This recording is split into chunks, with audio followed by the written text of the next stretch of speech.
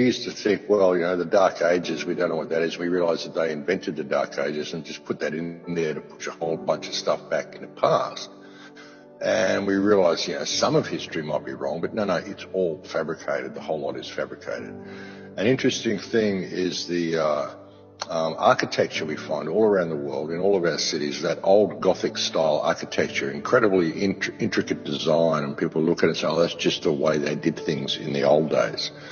A lot of those buildings, they're so beautiful. The design of those buildings is so beautiful. And think about it, if we lived in a feudal culture, if we lived in a culture where you had to go out and work for a living and earn a wage in order to pay to be alive, you would never have had the time or the inclination to construct buildings that look like that and function in the way they did.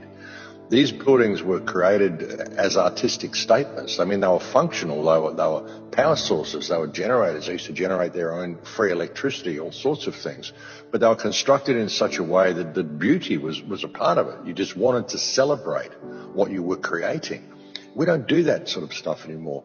Just the beauty of those buildings and the incredible complexity of those buildings is a great indication that we didn't live in this pay-to-be-alive society that we're living in now.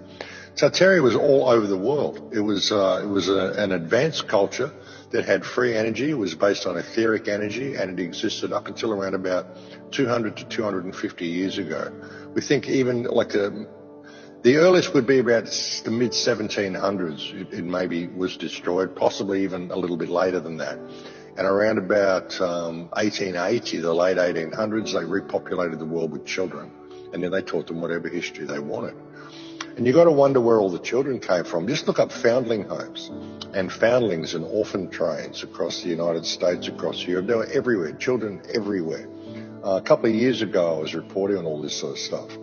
And then the fires broke out and COVID broke out, and I had to kind of leave the topic and get on to more important things that are dealing with us now. But they repopulated the world with children in the late 1800s. They were literally having, they had amusement parks where they had babies on display. They had baby raffles in Paris in 1915, trains of orphans going across the country, across the United States, orphans being sent out to Australia, New Zealand, Africa, just repopulated the whole world with children and then taught them whatever history they wanted. And now we've got to this point where they're basically harvesting all the souls of those people. It's like they grew their herd, I've often referred to the earth as a people farm. We're living in a people farm and people don't really realise it. I think of each country as its own separate pen.